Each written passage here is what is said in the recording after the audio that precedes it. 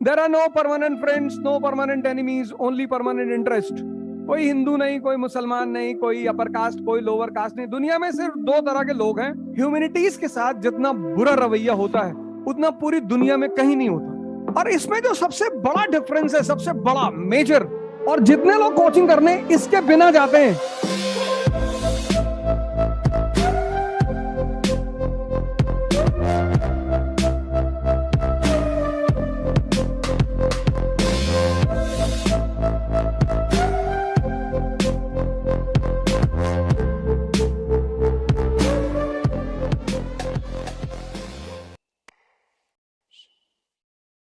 तो मैंने एक जीवन में एक डिवीजन किया ह्यूमन बीइंग का, एरिस्टोक्रेसी एंड कॉमन मैन, सब इसमें आते हैं।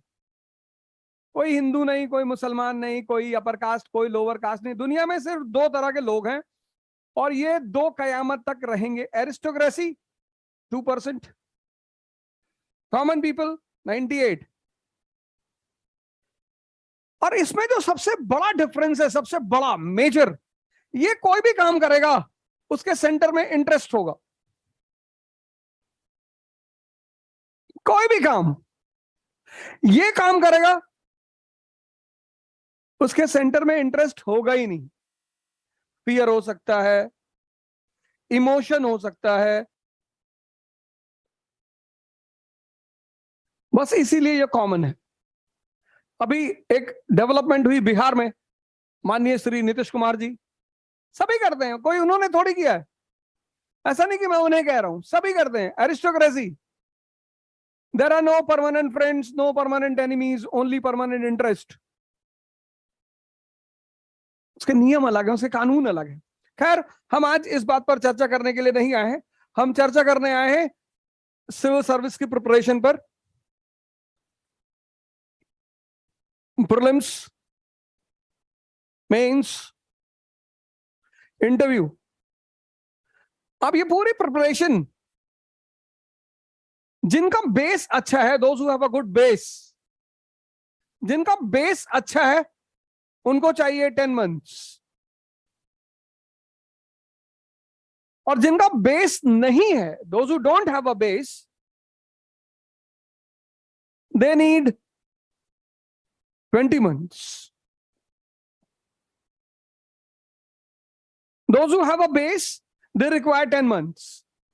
जिनके कॉन्सेप्ट्स हैं, बेसिक्स क्लियर है, लैटिट्यूड, लॉन्गिट्यूड, फोर्स, मास, इनर्शिया, मोमेंटम, इसको नहीं पढ़ना,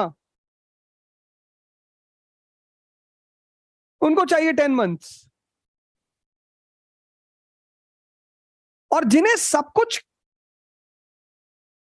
बेस से प्रिपेयर करना है उनको चाहिए 20। 2 साल चाहिए ही चाहिए, किसी भी कीमत पे चाहिए। फिर गाइडेंस चाहिए। इस 20 मंथ्स को यूज कैसे करें? पहला स्टेप क्या होगा, दूसरा स्टेप क्या होगा, तीसरा स्टेप क्या होगा? अब आईएएस की जो प्रिपरेशन है वो यहां से शुरू होती है। It starts from here, mains. This is the starting point. पहला एग्जाम क्या है? Prelims. First examination is prelims, but preparation starts from mains. ये स्टार्टिंग पॉइंट है,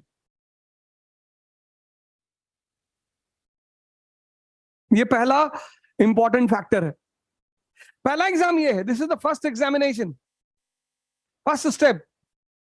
ये पहला एग्जामिनेशन है, फर्स्ट एग्जाम।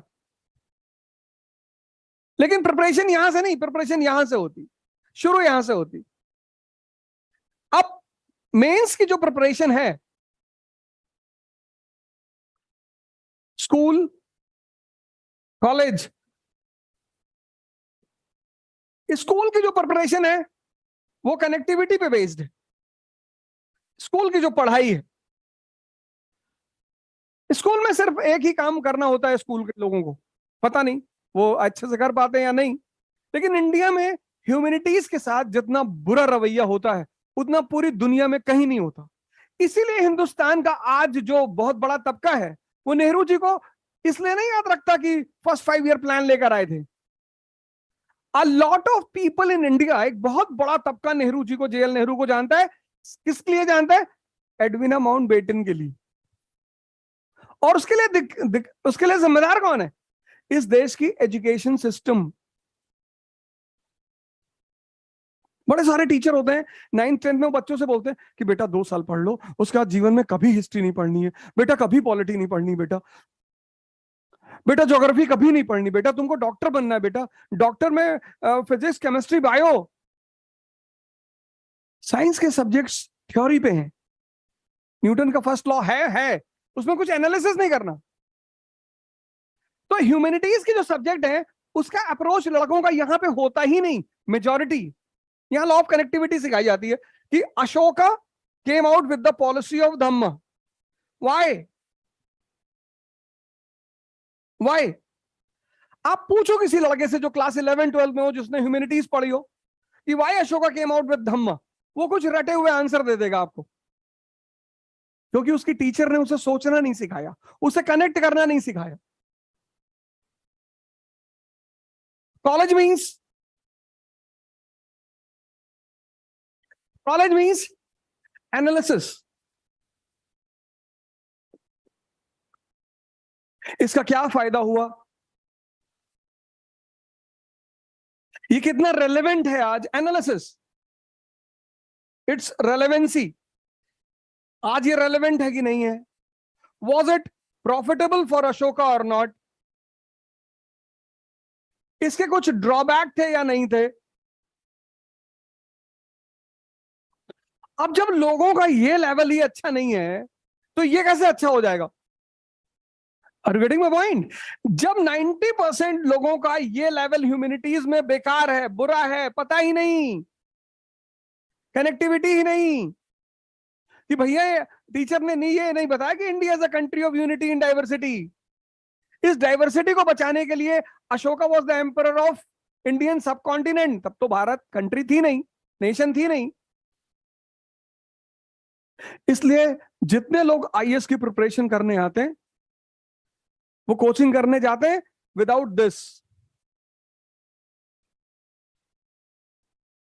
और जितने लोग कोचिंग करने इसके बिना जाते हैं वो सारे के सारे लोगों के लिए कोचिंग यूजलेस हो जाती है।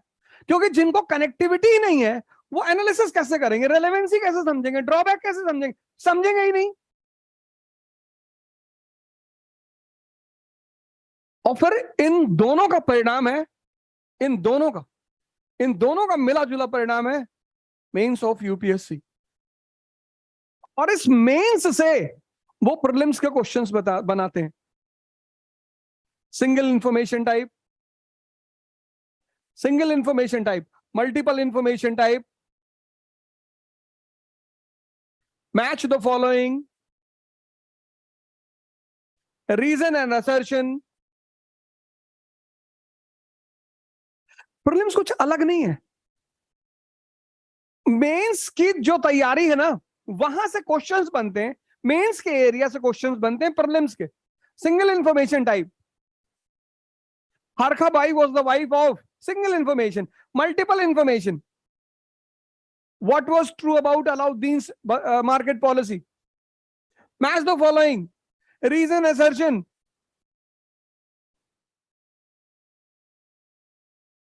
अब पुणे से निकलेंगे और भी ज्यादा आईएएस पीसीएस, क्योंकि अब पुणे में आ गया है इकरा आईएएस, जहां ओझा सर की देखरेख में होगी यूपीएससी की बेस्ट प्रिपरेशन।